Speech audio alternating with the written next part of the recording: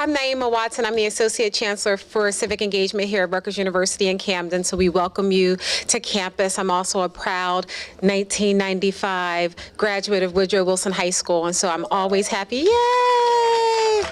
When I do the math on 1995, it feels a little ways away, but I'm always happy to welcome the school district here, but especially for this event this year. I was able to MC it last year, and it was such an inspiration for me to see all the students and the families back here recommitting to the education of their children, the students recommitting to themselves, so welcome. Before we get the day started, I'm going to introduce our first person of the day, Reverend Chris Collins, who's going to come up and bless the food for us before we begin. Reverend Collins is the CEO and editor-in-chief of the Anointed News Journal, a weekly publication that celebrates the progress and achievements of Camden City and surrounding communities. Through his newspaper, Reverend Collins connects successful professionals from the city with its young people, nonprofit organizations, and elected officials. A proud graduate of Camden High School's class of 1986, yay! Reverend Collins is always looking for young people to intern with the Anointed, so think about that as you go through your day. And he supports our schools by connecting teachers and students with opportunities in the city of Camden and across the country. Let's give another round to Reverend Collins. Let us bow our heads for a word of prayer. Heavenly Father, we thank you today. We thank you, and we come before your throne. We come to celebrate today. We thank you for the Rotary. We thank you for Rutgers University Camden. We thank you for the Camden City School District. And we thank you for these children, these young folk that have made a conscious decisions to get back on track. And Father, as we prepare to eat today, we pray that you bless the food we're about to receive. Use it to nourish our body to Christ. Bless those that have prepared the food for us today. And we thank you. Amen.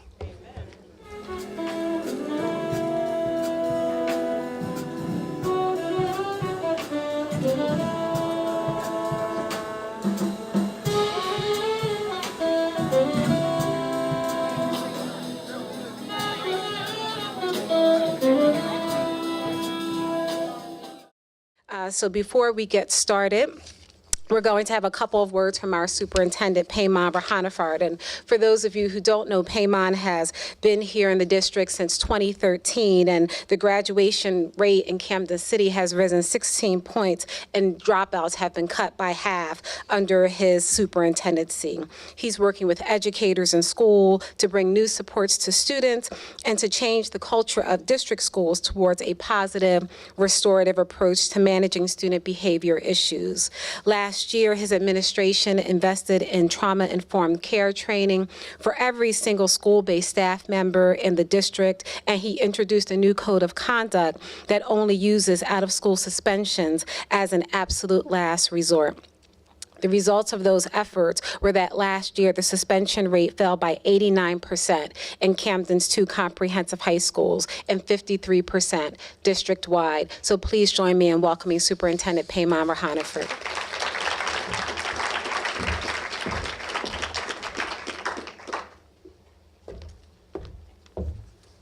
All right, good afternoon, everybody. So let me also echo Dr. Watson's thanks of the Rotary Club for making this event possible and your contributions, your partnership. I also want to thank Dr. Watson herself for her ongoing support of Camden schools. They are here at Rutgers University so deeply committed to our kids through in-school partnerships at a handful of schools and in events and opportunities like this. For those of you that don't know Dr. Watson, she herself, as she mentioned, she graduated from Woodrow Wilson. She is someone who we can hold up as an example, someone who overcame adversity and went on to receive her doctorate and is serving here as the Deputy Chancellor of Civic Engagement. So let's just thank her for all she does at Rutgers and in the city. So I'm going to keep it really brief. We're here today to honor 30 incredible kids, and we want to hold you all up for your efforts to overcome whether it was an attendance problem, maybe you're falling behind in your coursework, you had some discipline issues, you were acting out in school.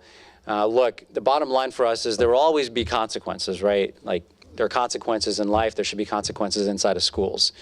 But our role as educators is to first throw our arm around kids and to have a restorative approach, meaning we want to get to know what's going on in the life of our children and use that as an opportunity to build trust and strong relationships, and ultimately ensure that students feel comfortable coming back to school.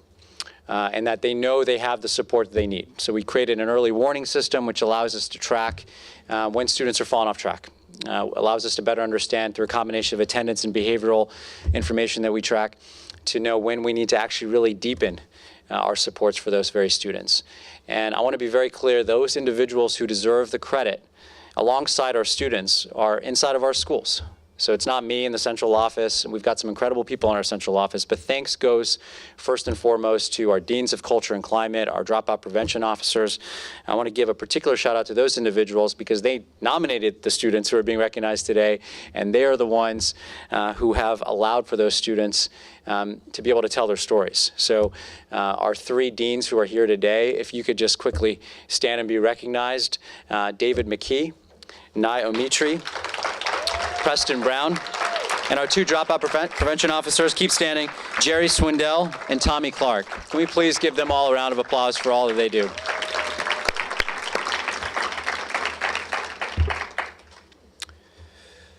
All right, so I'm going to pass it back to Dr. Watson, who I think is going to welcome up our next speaker. And so the last thing I want to say is to our students, you have been able to overcome adversity, and we're here to honor and recognize you here today. And I want you to know that whether it's your younger siblings or other young people you know out in the city, they're looking up to you as someone they can see now as an example who's overcome those challenges, so they too can overcome similar issues and challenges along the way. So just know that you are now a leader in this effort to help support young people moving forward. Thank you all very much.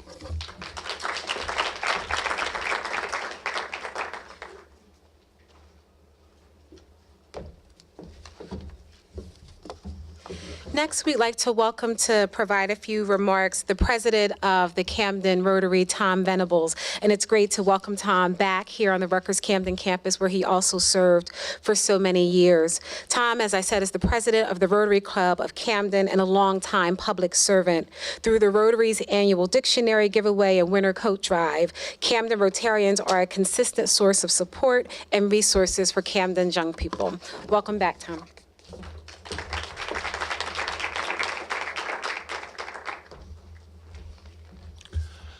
Good afternoon. I certainly want to welcome our guests, our students. The reason we're here is to celebrate your achievement. But more importantly, I think you need to understand something about a Rotary Club.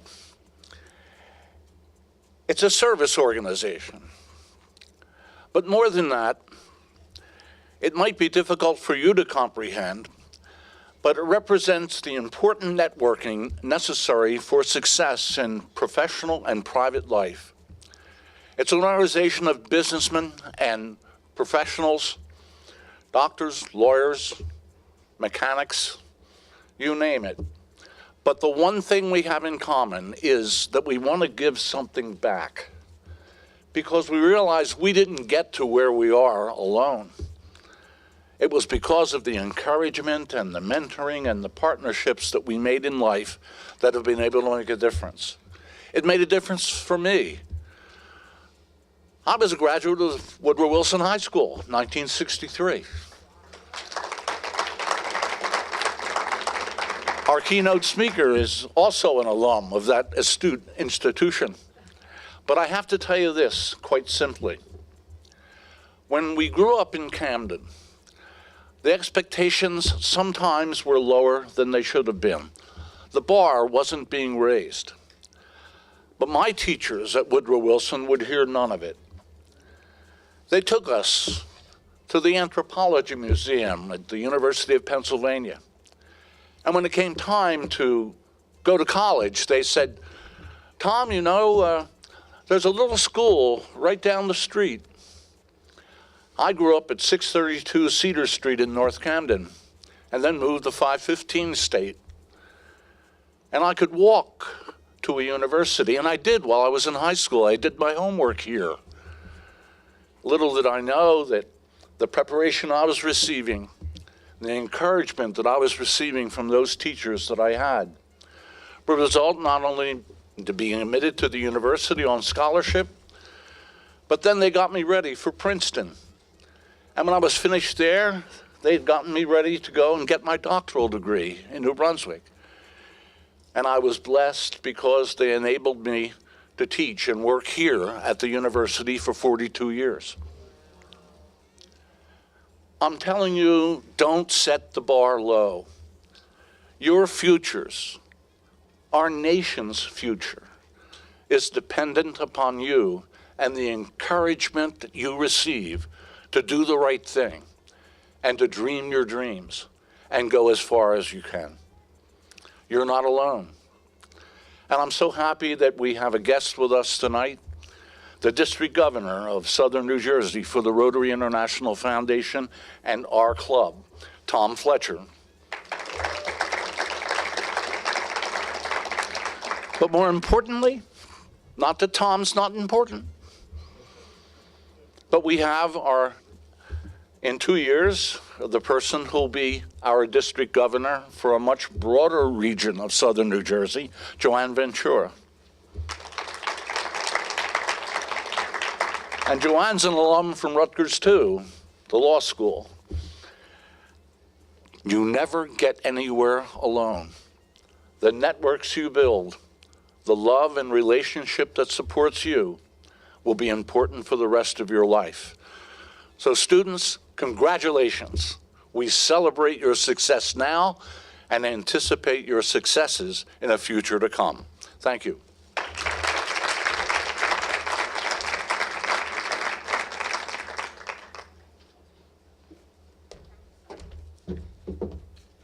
Thank you, Tom.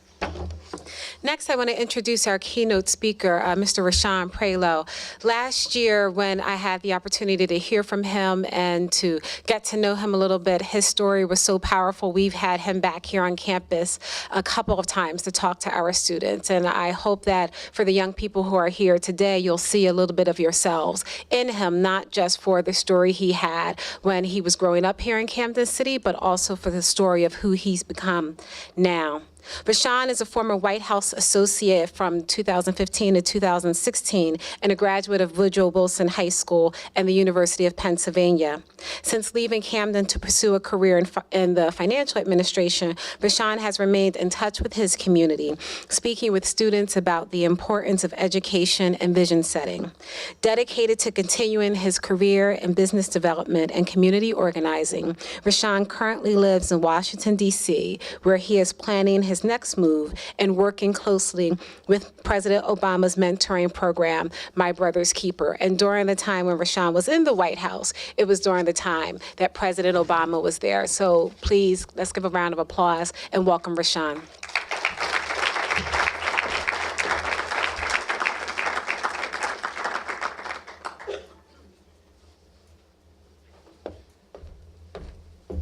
Adjust this thing here.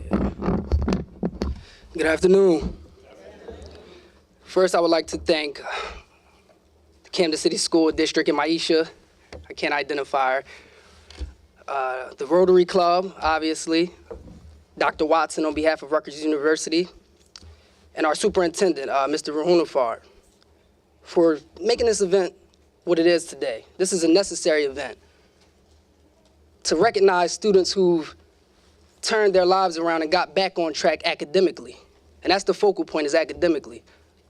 We often praise students who are excellent in sports or who are high achievers initially, but we hardly recognize those who get back on track. So this event means everything to me, because like Dr. Watson mentioned, I'm you guys, and you are me. So when I think back to where I was almost 10 years ago, sitting in the same seats as you all, education didn't matter.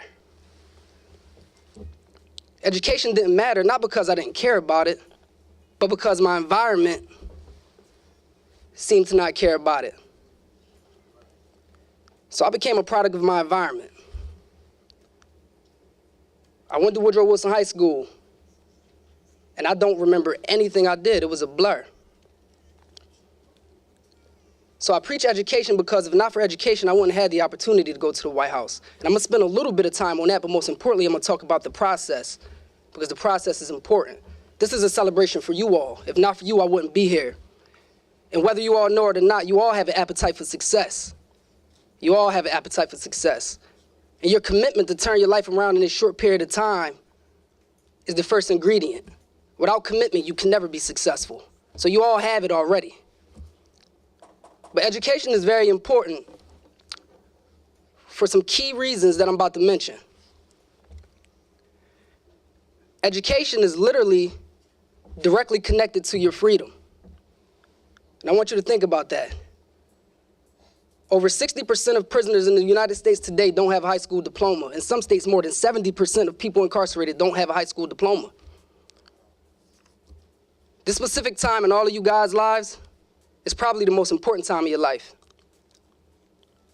I left Woodrow Wilson with a 1.1 GPA and 97 unexcused absences and latenesses.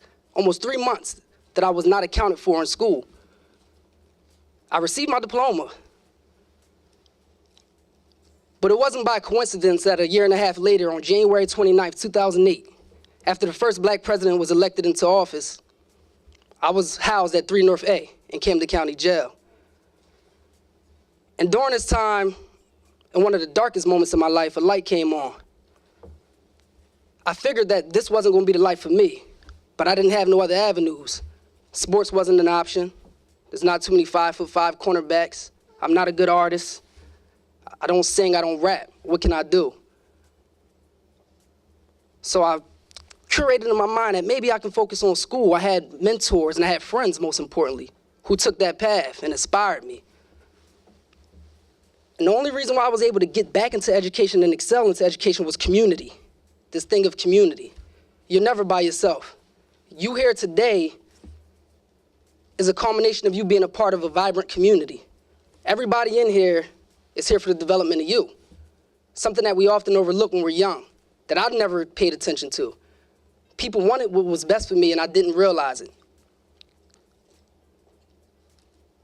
So when I began to just take a step back and reevaluate myself, I'm an adult now, 20 years old, a horrible performing student.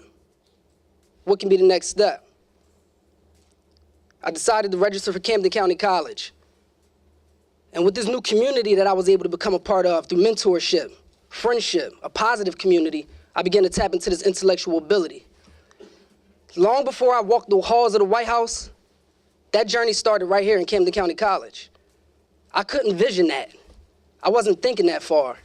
I was focusing on committing to the moment, committing to right now. And there's a quote by Mahatma Gandhi that I want all of you to look up.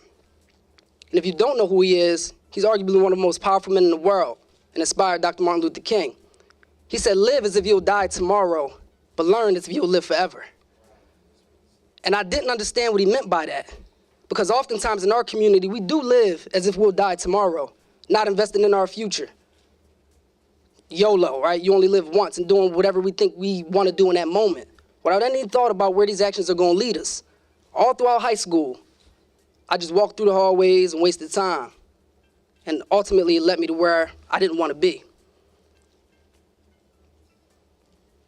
So I get to Camden County College, and now I'm fully locked in. I'm inspired. I'm focused. And I started to build a bigger community of people who wanted what was best for me. Because none of us is in this walk alone. I had the opportunity to go to the University of Pennsylvania, one of the 8 Ivy League universities, and again, I wasn't alone.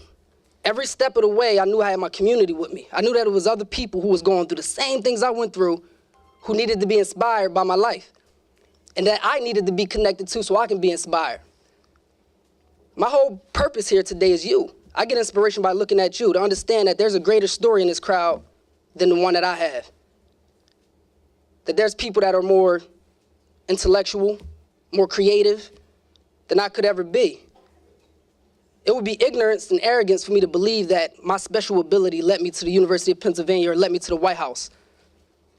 It was simple. It was commitment. It was commitment. Commitment and sacrifice. What are you willing to give up to gain with something that you never had? What are you willing to sacrifice? I know what it was for me. I had to sacrifice leisure time. I had to sacrifice going to parties. I had to sacrifice hanging with certain people that wasn't productive, that wasn't adding to the positive path that I was trying to embark on. Freedom. Freedom. So for me, education gave me physical freedom. But most importantly, education gave me mental freedom, the freedom of thought. Long before I made it to 3 North A in Camden County Jail, mentally I was incarcerated.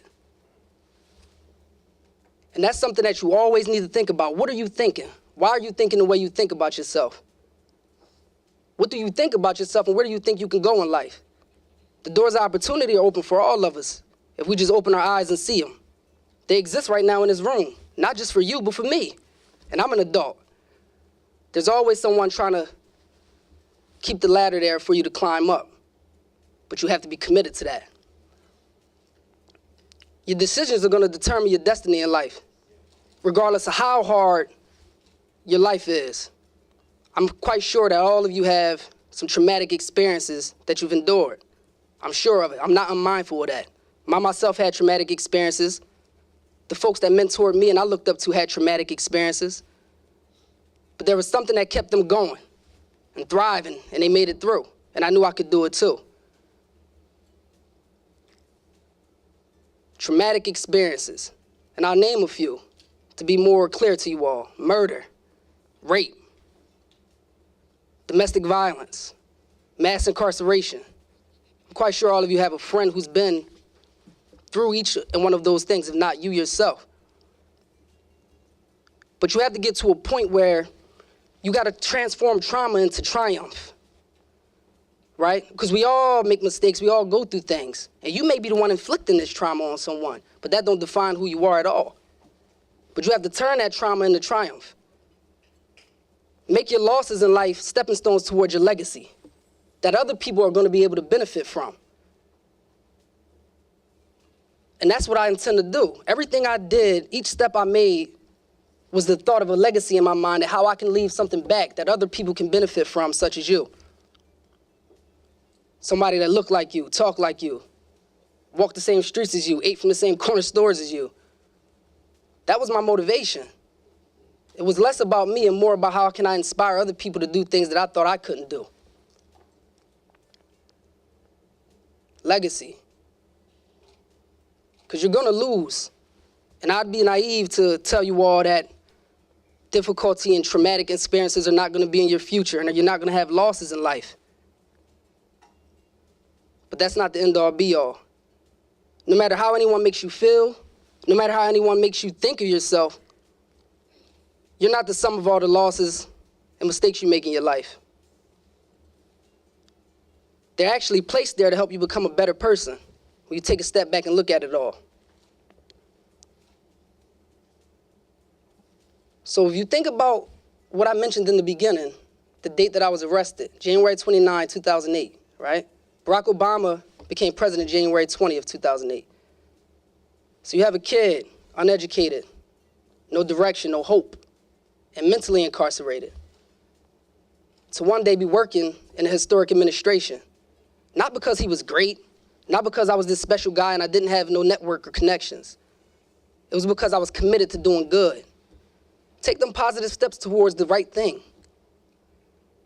Positivity has never gave anyone negative returns. Invest in yourself, grow, learn, and be vulnerable. Vulnerability is something that we all have problems dealing with, including myself. I never wanted to tell anyone if I was struggling or if I was insecure. It's a human nature. It's natural. But naturally, you're a winner, though. And think about that. Naturally, you're a winner. People look at Camden and you think that nobody comes out of here. There's professional athletes in this room. There's world-renowned scholars in this room. There's artists in this room. There's musicians who have touched every continent of this earth, right in this room. You have to choose if you're going to allow your environment to shape your life, or are you going to shape your environment? So that's what I want to leave you all with here today. Remember that. Your trauma Transform that into triumph. Transforming that into your greatest victory. Your mother might be incarcerated. Your father might be incarcerated. You might come from a family of addiction. Turn that trauma into your triumph and show people just how great you can be in the midst of all of this traumatic chaos that's going on around you. And when you lose, because it will happen, I lost at every step of the way. The stepping stones toward that legacy, y'all. Everything you do is not about you. You're taking your whole community with you. Camden is going to be with you everywhere you go. You can't ignore it. And don't be ashamed of that. And I'll honestly and transparently let you all know that that was something I struggled with. Not being comfortable letting people know I was from Camden. Thinking that people would classify me or put me in a box. And people probably did. But I realized that if I wasn't open about where I came from and what I was connected to, then I never could be the best Rashawn Prelo. I would always be living in this fake facade and masking myself to be somebody I wasn't. That was the greatest thing for me. When I got to the White House, it was embarrassing to me. When I'm like, man, I'm the only one with this story. I'm from the hood. I went to jail, man. Like, is anybody gonna think I'm a crazy, I'm a criminal, I'm a crook? And I had to realize that that wasn't who I was. So I'm not only preaching these things to you in a way to make you seem like you're not gonna have trouble overcoming these things, but I want you to know that it's something that you can't ignore. You can't run from it, you can't hide from it. Accept it. And the more I accepted my past and who I was, the more the world opened up to me, the more people became attracted to the man, Rashawn Prelo, not the guy who I wanted people to think I was. So believe in yourselves. Believe in yourself. You know, a journey of 1,000,000 steps start with one. So this is a celebration. It might not mean like much to you, but this is the focal point of your life right now. This celebration is going to be the stepping stone to the rest of the celebrations. Learn to enjoy the small victories in order for you to get to the big ones. So thank y'all for having me for a second year. I'm very excited to be here. And always remember, education is the passport to the future. Those that plan for the future today will own tomorrow. So remember that. Keep that in your mind. Commit. Live every day as if you'll die tomorrow. Be your best self today. Add 150% to everything you commit to. And learn as if you'll live forever. So thank y'all. Thank you for having me.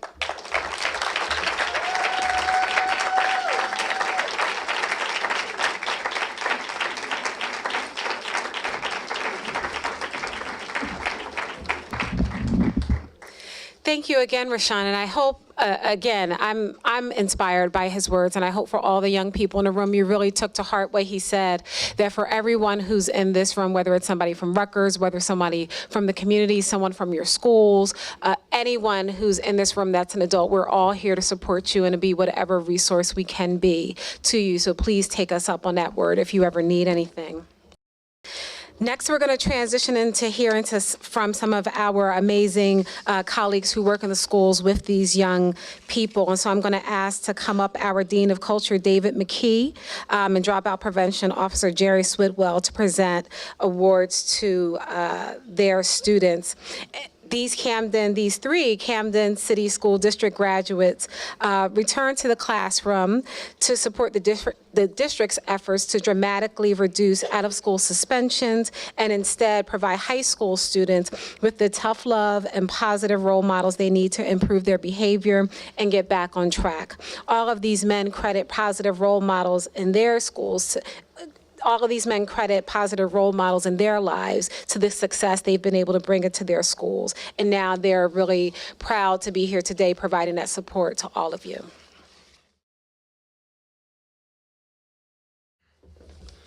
Good afternoon, ladies and gentlemen. Before we get started with, honoring our superstars of the day, I also want to give our thanks to the Rotary Club, to our central staff, our superintendent, Mr. Ruhanafard, Sheena, Maita, who's worked so very hard on putting this together. This celebration is very near and dear to me because it gives us an opportunity to honor some of the kids that oftentimes go overlooked. As Rashawn said, you know, our athletes are oftentimes recognized, our highest achieving students are recognized, but nobody often pays attention to our students that go through so many obstacles in their personal lives. So again, thank you everybody who helped put this thing together. It is greatly appreciated by myself as well as all of our students. I also want to say one thing to our students. Look around this room. If there's ever a time where you think that you cannot be something or you can't do something, look around this room. There's plenty of Camden City alumni here, Woodrow Wilson, Camden High, Rutgers, Camden County. We are you 10, 15, 20, 30 years ago. So when you're looking to your future, look into this crowd here. And I challenge you that once you guys do go off and, you know, become the great adults that you're going to be, I challenge you with also giving back in the same way that these ladies and gentlemen have to our city. So one time, can we just give a round of applause to everybody here?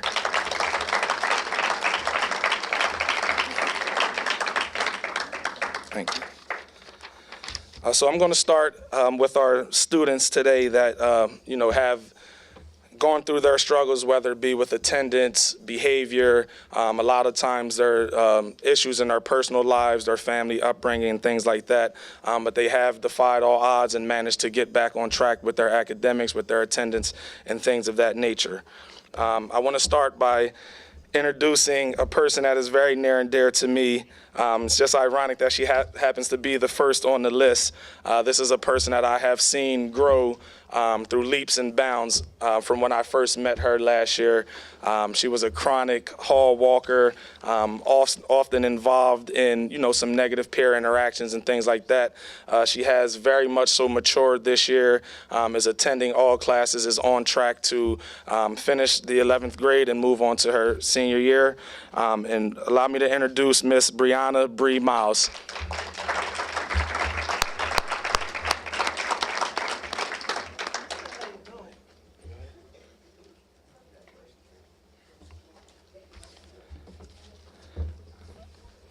The second young man that we have, unfortunately, he couldn't be with us here today, but I also want to recognize him, Leroy Lee.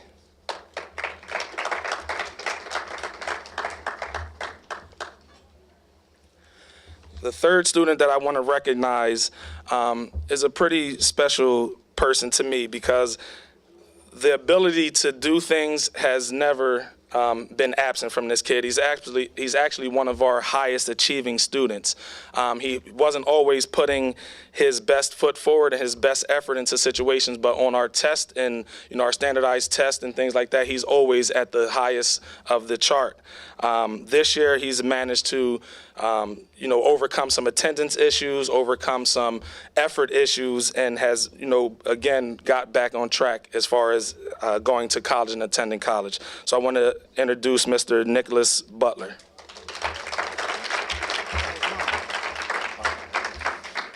Diego. Let me add something. And also with Nicholas, I have to add this. This is a young man that has some medical issues that he has overcome.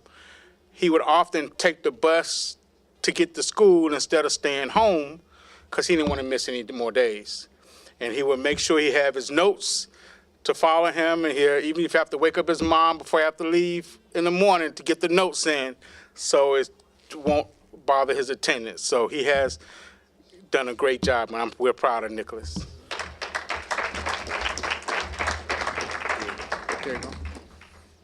Okay, yeah, we're going to tag team with our students. The next young man also has some medical challenges. Through working with the nurse, making sure he was getting the help he needed and the attention he needed from his doctors, and talking to his teachers, and he made sure I think he was on home instruction as well and did all his work, and then he actually came back earlier than what expected because he just wanted to be back in school. He's going to classes and doing very well. Help me welcome Diego Brito.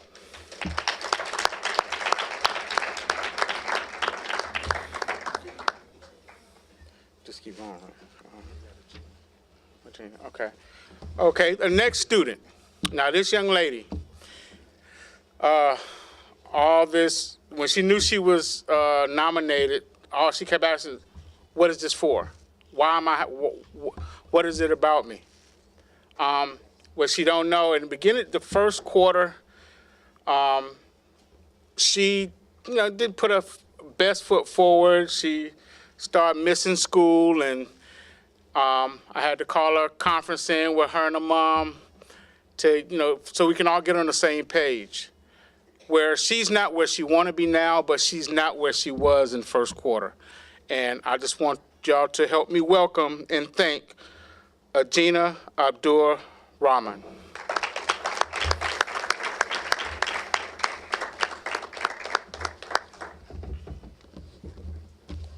All right, the next young lady that we would like to recognize, I had a lot of interactions with her last year as a freshman. I think her most major obstacle that she had to overcome was negative peer interactions, just basically being around, some students that weren't aligned to the goals that she may have had, and she allowed those students to pull her in a negative direction. She has since matured very much and is back on track with grades, attendance. Our teachers are reporting to me daily, if not weekly, how wonderful she is in class. She's also assisting her students, her peers as well, with their work and things like that, with getting them on track. So without further ado, I would like to recognize Miss Aaliyah Atkins.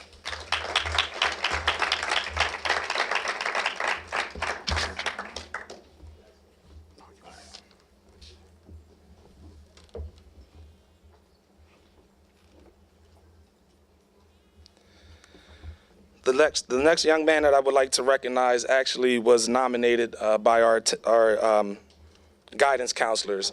Was a young man that was often, in, again, negative peer interactions in the classroom last year. Oftentimes was, the type of person that would stir things up in class and, get people going away from the lectures and things of that nature. However, again, this young man has matured greatly. He's on track with all of his coursework. He's actually had a few college acceptances. So I want to recognize Mr. Jeremiah Bryant.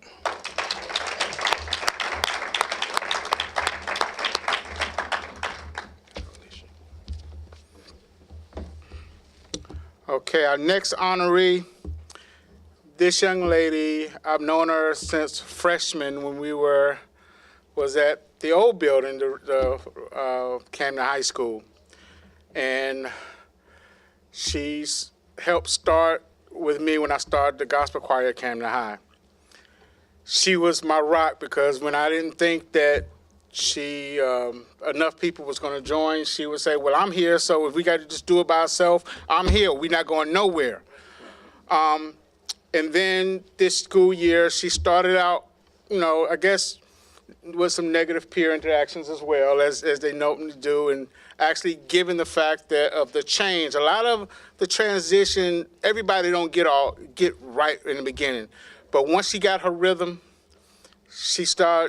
her mom and I start working with her and talking to her. She got her grades up. And I just want y'all to help me give a big hand to Alicia Matos.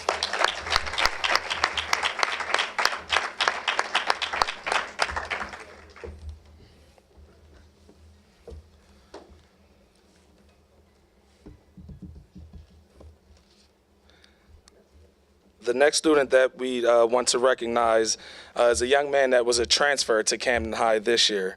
So obviously coming into a new environment, there are some challenges that he probably didn't foresee coming into Camden High School.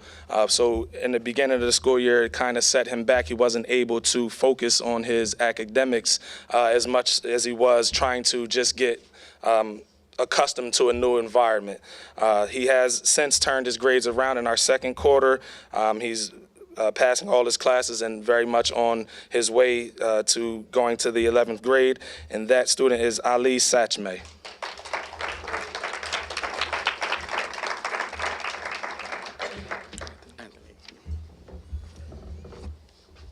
Okay, our next honoree. Now, this young lady, sometimes we know a transition as a freshman into a new high school and also into a new building where the ones that were there last year, was more transition, and you coming in on top of that, it can kind of be some type of confusion going on. Well, I met her this year because she is a freshman. So she started out the first quarter just trying to figure a way in, but looking at her second quarter grades, she has done tremendously. I'd like for y'all to help me welcome and thank Anthonique Murray Irvin.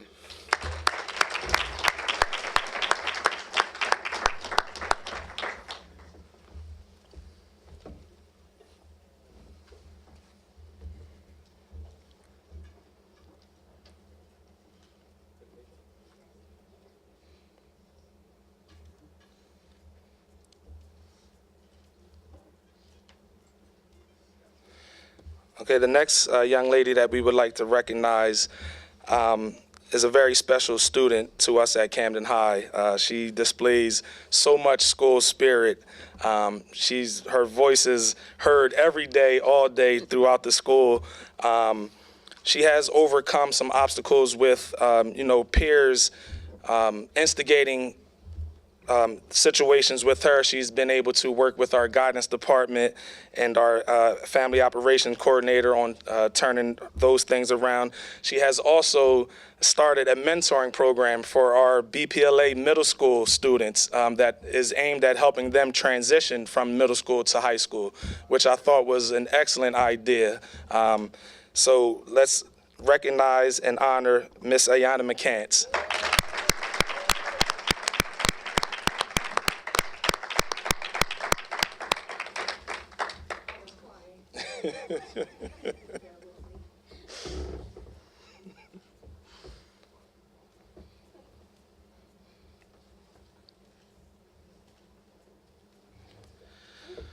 Okay, and last but certainly not least, I want to recognize this young man that has participated in many extracurricular activities, from band to football to baseball.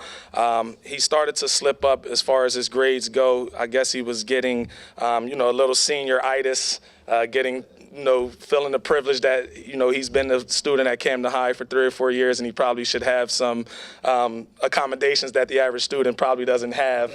But we were able to get him back on track from the first marking period. And he is back on track. Attendance is up. He's attending all of his classes, and he is on track to graduate. And I want to recognize Naquan Hodge.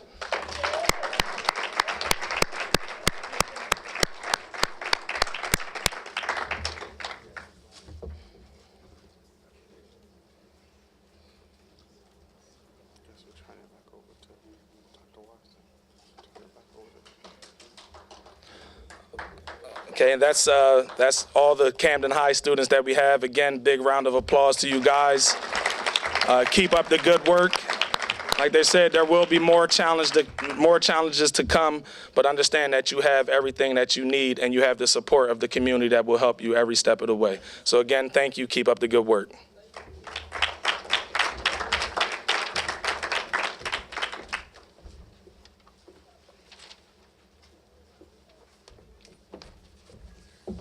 Next, we're going to have Nairi Omatry, from Camden's Big Picture Learning Academy come up and talk about the work he's done with his students.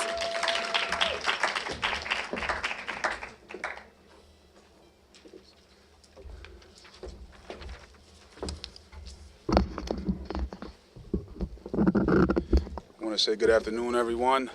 I want to say I'm proud up here. Looking around, seeing like everybody that was up here was from Woodrow Wilson, so I graduated from Woodrow Wilson. So I'm definitely proud of that. We're doing a good job. They say, you measure success for those around you. We're standing around y'all, we're looking pretty successful. So I want to say, if someone didn't know, graduated from Woodrow Wilson with a sports background, and I went to the University of Iowa, and they taught me about preparation, being prepared for certain challenges, obstacles, opponents, and I took that same concept with this job. This year, I wanted to be prepared to actually tackle middle school. They always say middle school is a monster. I was at Camden High last year, and it definitely is a challenge. During the summer, I looked at the incidents and the incident reports behavior trackers from last year, just so I can be prepared with what I'm getting myself into and the students that gave, I guess, the building most challenges. So I could know which students, I guess, since me being the dean and I handle discipline, they were going to be my best friend. So I could have, just a background about their behavior. The book was extensive, a lot of write-ups. These students here, all of these students that are here had a lot of infractions. That's where I gauged, I want to say, where my focus point on which students needed most support. We worked together with the staff and our staff to find the students most support. And I'm grateful to stand up here for this acknowledgement of these students so they can be acknowledged of their back on track, being back on track. They said athletes are always on the standpoint or, like you said, the highly achieved. So I'm actually proud that y'all have opportunity to be a part of this celebration for y'all.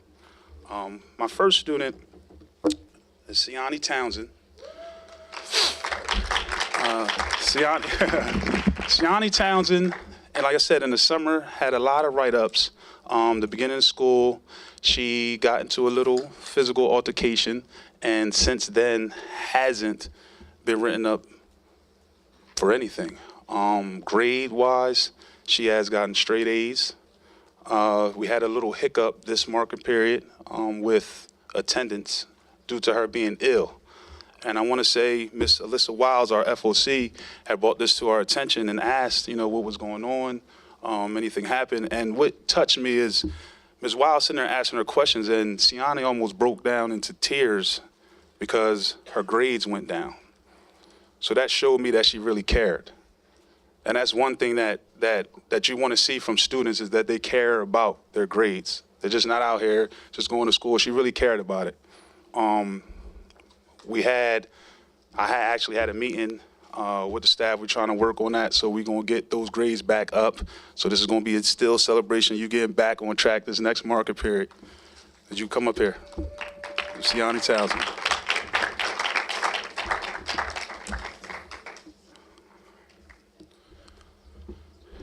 This next student, I want to say in the summer, it was actually, I was getting a little nervous about this student right here. I was hearing a lot about the student to the point where his father came up to me and we had a man-to-man talk in the summer about him. He told me it was very challenging. He was like, you might have to grip him up a little bit because, he was like, we're trying to work on him, work with him, getting him in the right direction because last year it was downhill this whole year. But this year he's turned around. I had one behavior infraction with him. He joined the basketball team. I actually put him on a behavior report. So in order to play, he would have to get his teachers to sign off on every class on how he behaved. And he's done well. He hasn't had to sit out a game. He's doing well. And I want to say, I told his father, like, I'm gonna look after him like he's my own, And I went to his basketball game, seeing his father come. I'm proud of that. Seeing his father there, he's right over there. So our next student is Zion Arziz.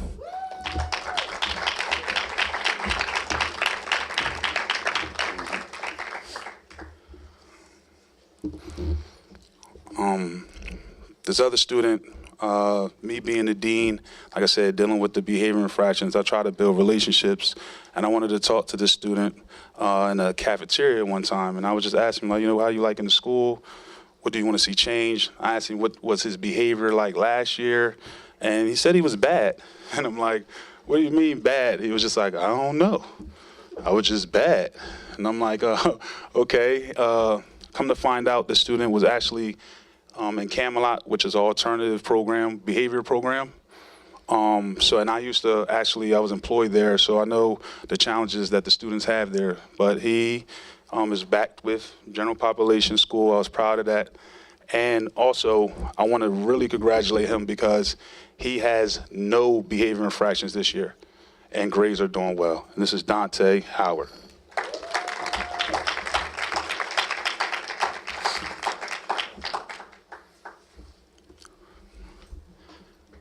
That's the 3 middle school students. Our next is in high school. Same incident, looking at the infractions. This next student had a lot of write-ups. They said that he was like one of the most challenging students that the high school building had. I mean, the middle school building, I'm sorry, high school building had, 9th going into 10th grade. I spoke with him. I had actually called me down from the middle school to go to the high school to speak with him because he was going through a situation at school. We met, we talked eye to eye, very respectful. You know, that's one thing I actually drill in the young students, to be respectful. That's one thing that we want. You always want to be respectful. Jawan Burgos, he's actually on the basketball team now, Camden High freshman team. And I'm proud of him of changing his attitude and his behavior around from last year in fractions. That's one thing.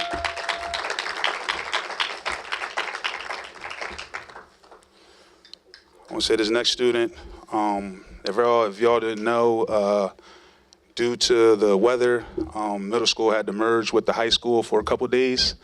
So it was very challenging on our staff, having middle schools run around with the high school when they weren't used to that.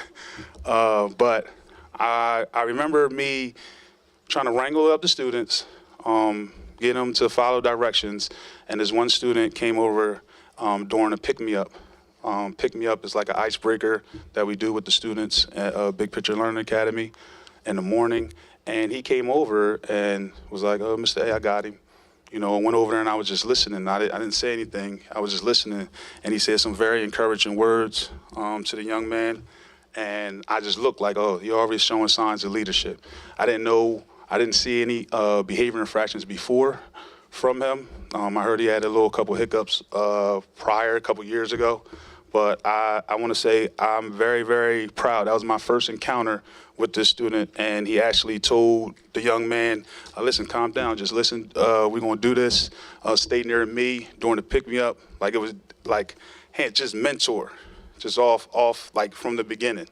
So I'm honored to say, Shamar Brown, you come up here.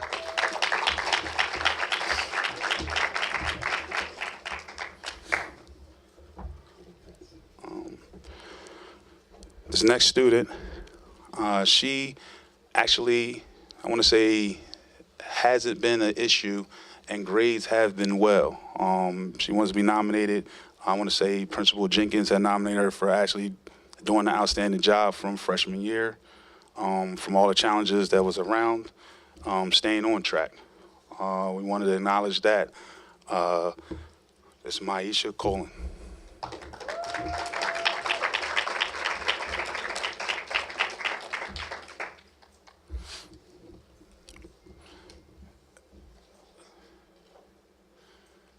And I would I would end with, you know, I'm proud of y'all. You know, stay in a positive light. You know, I'm very, very like happy that we are having this program, because a lot of people doesn't get acknowledged for staying on track or being back on track after you've done wrong.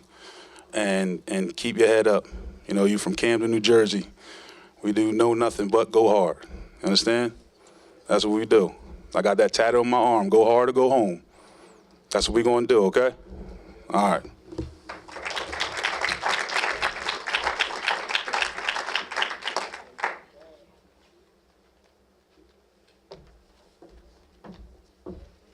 So let's give one more round of applause to all of our student leaders here today. Thank you, everyone.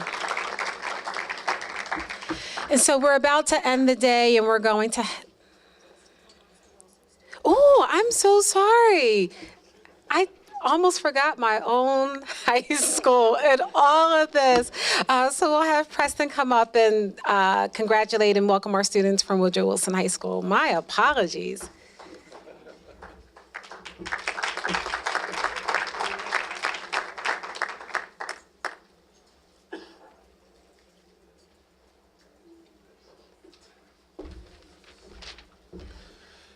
Good afternoon, everybody. I'm here with our dropout prevention officer, Mr. Tommy Clark, who was also my freshman football coach at Woodrow Wilson High School. So Woodrow Wilson is leading the charge, as you all can see. The district did a very good job in targeting, Woodrow Wilson graduates to do the necessary work on the ground level. I don't think that was, I think it was a design by someone outside of us, but the three of us, me and I and David, we all play high school football together at Woodrow Wilson High School. All of us played college football, and Rashawn, my little cousin, he's also a Woodrow Wilson guy as well. So we want you guys, I want everybody to always know that the ground level is a necessary level of work to be done. Like, there are people who sit 30,000 that make certain decisions, but you need people on the ground to get the work done. And don't ever stop doing the work. Don't ever stop doing the work. Again, I stand side by side with, Mr. Clark, and he coached me in football when I was 14 years old at Wilson as a freshman. And, now we're both doing the same work for the same reasons, right, for the young people. So we had a significant number of challenges with transportation for some of our students. So Mr. Clark is going to introduce a couple of students who are here first, and then I'll speak to some of the other kids who couldn't be here. Thank you, Mr. Brown. Good afternoon, everyone. The first student I'd like to start with is Marcos Irizarry. His mother's here. It's a rough story, but Marcos is here and he's back on track. Okay, Marcos Irizarry was arrested at the age of 13. Was given first-degree possession with intent to distribute charges. Within 2 months, he was charged for a second time with possession and trespassing. He was placed on juvenile probation for 1 year and 6 months, a term that was given to him by Judge Dortch. Through defiance and willful noncompliance, Marcos turned an 18-month probation term into a 4-year obligation with mandatory drug court and drug counseling at 2 local service providers, My Father's House and the Genesis program. He readily admits that he did not take the situation seriously at the time. He signed himself out of the Genesis program 4 times. Each time he signed out, his probation officer, Mike Jones, made him sign back in. While at Woodrow Wilson, he was processed for truancy court for 3 years in a row, and he was made to sign in with me. That's how I met Marcos. He signed in with me daily. His sophomore year, he had 47 unexcused absences and was retained for poor attendance and poor academic standing. His second attempt at his sophomore year, he was processed for truancy court again, having 51 absences. After being kicked out of summer school that year, he began to take school more seriously. Come on up. It says after 4 years of probation and drug court counseling, he successfully completed his obligation and graduated from drug court. 1 month later, he experienced a minor setback. He got another possession with the intent charge and was placed on probation for 6 months. As a result, Marcos reevaluated his priorities. He began to focus his attention on graduating the first marking period of school. Marcos earned a 3.25 grade point average.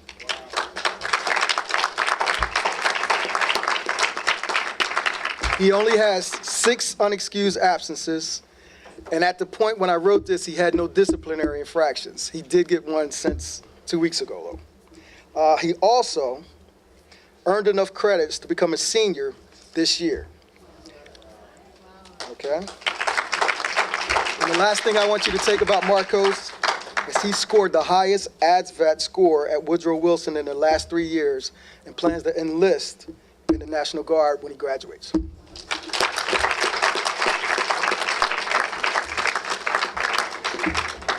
My second student is Layla Sepulveda. As you can see, Layla smiles broadly now, more often that her life is getting better. Her high school experience has been very stressful, and she had a lot of family problems. Layla struggled with attendance every year. Her freshman year, she had 51 unexcused absences and 31 total unexcused absences. Her sophomore year, she had 55 total absences with 47 unexcused absences with 90 latenesses. Last year, her junior year, things came to a climax. It was a tough time for her and her mother. Her parents broke up, and she and her mother made a big move. They temporarily moved into a shelter. Emotionally, Layla was fragile. She admits the stress of the situation was overwhelming at times. Small things would trigger big emotions. Layla received support through school-based youth services and daily check-ins with me, the dropout prevention officer. She had a total of 47 total absences and 19 unexcused absences. This year, her mother and she have settled down, and Layla's beginning to relax and enjoy life a little more. She admits that her senior year has been struggle-free and stress-free, and she set many goals. This school year, for the first time since elementary school, she made the honor roll. She has a 3.6 grade point average for the first marking grade. She only has 4 unexcused absences, and she's well on her way to graduating in June.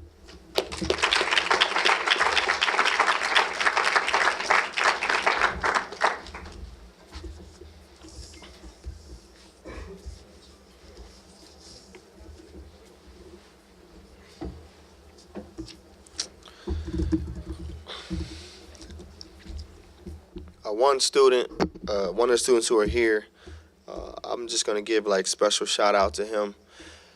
Before I mention his name, I'll tell you a little bit about his background. So I met him when I first became the coach. He came and he's like, hey, I want to play football. What I got to do to play football?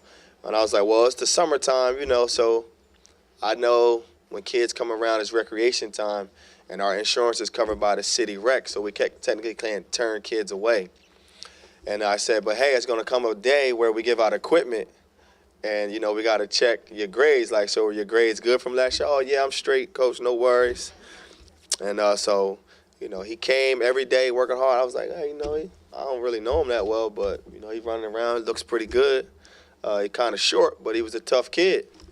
And so the day came, me and the athletic director had the list of kids who had been showing up in the summer, and we like pulled the transcript, and he didn't pass a single class from the year before. And then he didn't go to summer school, so that didn't help him either. And I was like, listen, man, if you think you're ever going to play football here, you know, you got the athlete part, right? But the student part, you missing. Like, you totally missed the boat.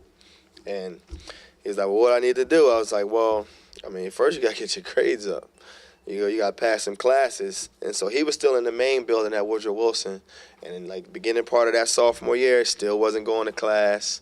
You know, he was, you know, kind of in the hallway, you know, hanging out, trying to, you know, talk to girls, the stuff high school guys do. And then we transitioned him to the Camelot accelerator program because he was over age for his grade. And he started to, like, really transform. But he was so far behind, like, he didn't even get a chance to play until this year, which was, like, his senior year. But to see a kid really sacrifice so much to, like, get to something, like, and really want to do it, I'm like, you got to show me. Like, seeing is believing, so show me. And he did it. You know, he's been on the honor roll. He's been showing up every day.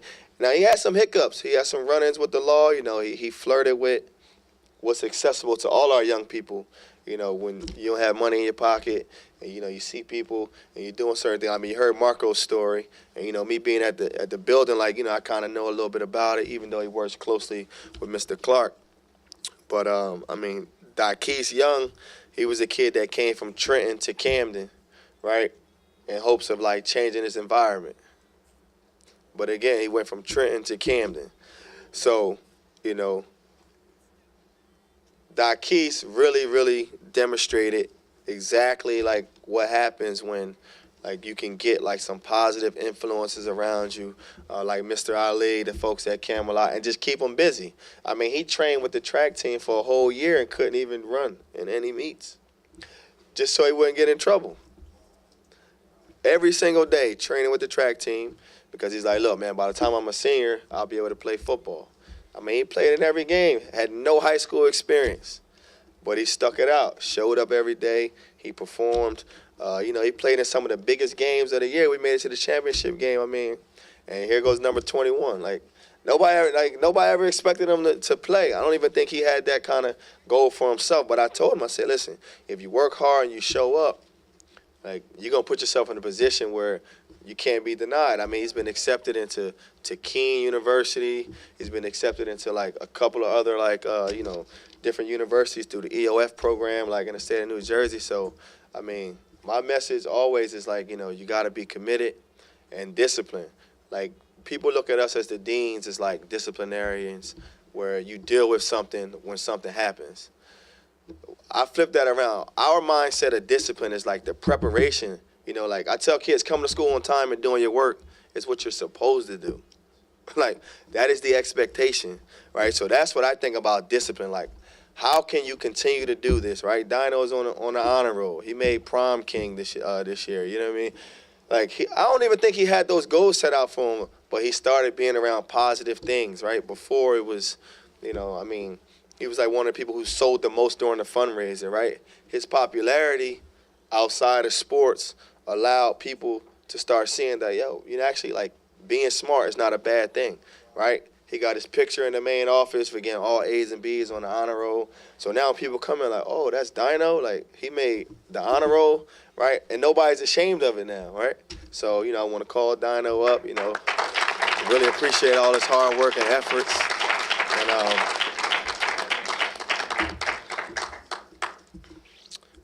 And we have some other students up here.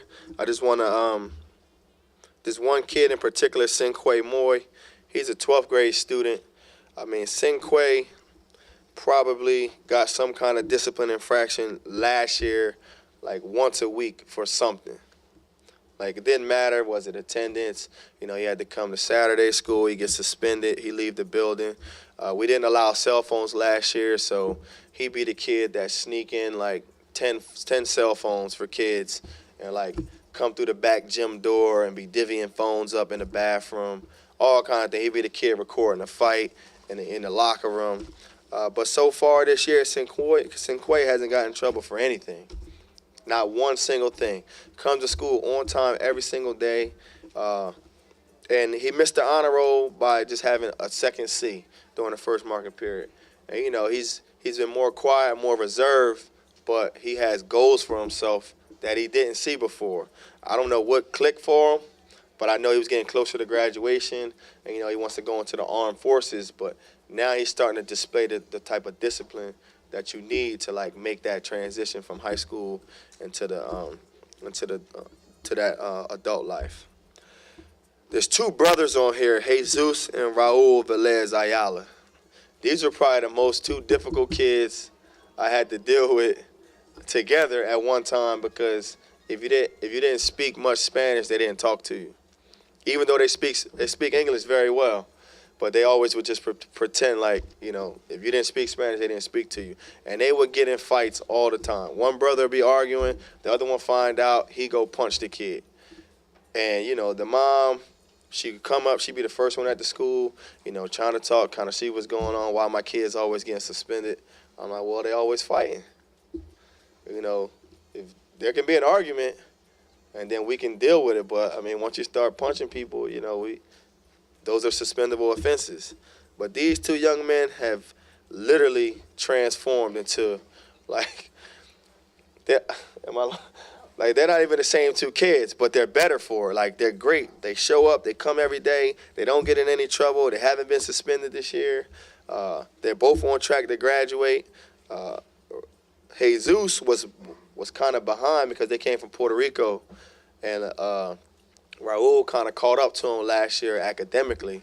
But I mean, they're both going to graduate this year, and they both already been accepted into 2 or 3 colleges. So again, it's never where you start. And as everyone who got up here said, the support system, right? You got to trust it at some point in time, because all of us finds ourselves out there in the world thinking oh, it's just me, myself, and I. Everybody blowing my stuff. They trying me. We hear all the same stuff all the time, but there's always gonna come a time where people come knock on your door I gotta talk to you, right? So when you get in those moments, just think about the people that's always giving you something positive and lean on them. I appreciate being here for the second year in a row. And remember, you back on track. It's going to get a little bit harder, but don't stop working. Don't ever stop working. Thank you.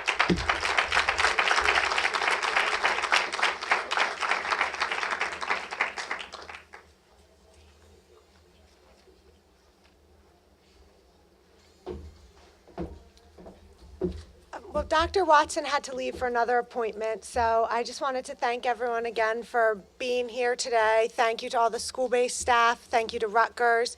And thank you to the Rotary Club for sponsoring this wonderful event for our students.